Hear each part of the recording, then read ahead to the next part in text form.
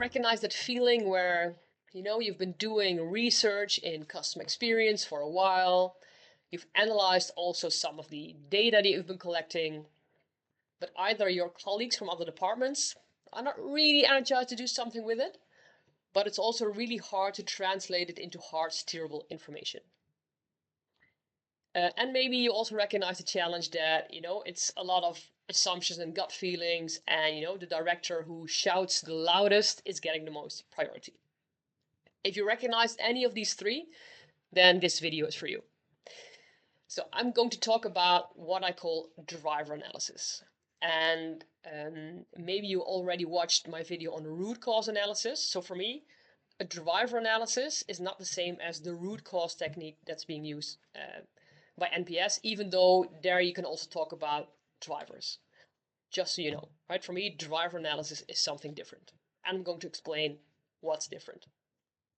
So one of the biggest challenges of all research that companies are doing, and with companies I also mean research organizations, right? So even if you are, let's say, buying your research from a research agency, 99.9% chance is that they're not giving you the techniques that I'm sharing with you today, while they have these available, right? It's not rocket science what I'm going to share, but just almost nobody is using it. So take advantage of this tip. Okay, so one of the biggest problems of all research is that it's focusing on our minds, on a ratio. The NPS question, the satisfaction question, it's often followed by the question why, right? Why do you give that score? So I start thinking about it. I start rationalizing my answer. I start thinking, I recommend this company because employee X was super friendly. Right? So I start rationalizing my answer. While we as human beings are far from rational people, so you run the risk of actually thinking you found the root causes, not the drivers, and you start improving, but you don't see any effect, or it takes a very long time, the NPS stays really volatile. That's because you're not finding the topics that are subconscious, that are latent needs of your customers. That tends to be way more emotional. So when I talk about doing a driver analysis, you want to make sure that you figure out those subconscious latent needs. And in this video, I'll explain it a bit, let's say, in shorter terms, but I'll also link to a podcast where we dive into all the details. But the essence is that you want to make sure that you use, as I mentioned, smart statistics to figure out what are those latent needs.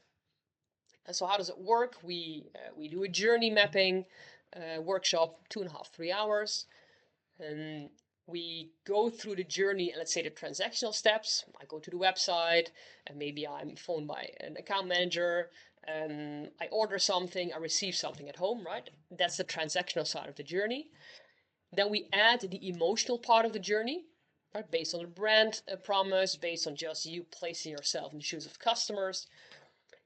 And those two elements, transactional and the emotional topics, we translate into a survey that's pretty long, right? No, not a fan of one question open text. There's a really big risk there that you're only analyzing rational answers.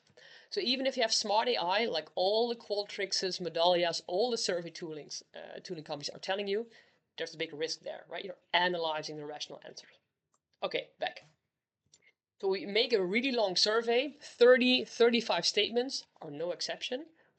And we send that to customers who have recently experienced that journey. Recently being minimum a week ago, so not immediately after. That's there's another reason why you shouldn't do that, because then you're measuring the touch point, but you're not measuring the journey. So minimum a week ago, maximum 4 weeks ago. And as soon as you have 100 responses collected, you can run these smart statistics. And these smart statistics are 3 techniques. First is factor analysis, then you do regression analysis with the factors, and then you do a reliability analysis to, in the end, make sure that you only get a top 10.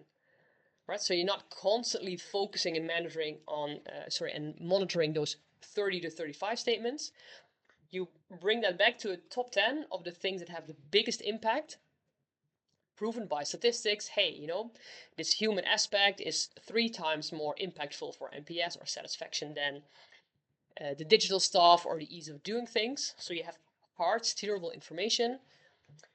Those are your drivers, right? That top 10 set of statements, that's what giving you the fastest way to increase your NPS or satisfaction. Right? We've done this now, I don't know how many times, and every time, within 3 months' time, working on those key drivers increase satisfaction significantly, right? Not just 0.1 or 0.2, but let's say from a 7.2 to an 8.1, so a really steep increase. And every time, you know, within 3 months, so it doesn't take a year. Because now with these smart statistics, you know exactly, let's say, what buttons to push. So again, root cause analysis, maybe you should also watch the other video. I recommend to delete root causes and replace it with this driver analysis technique.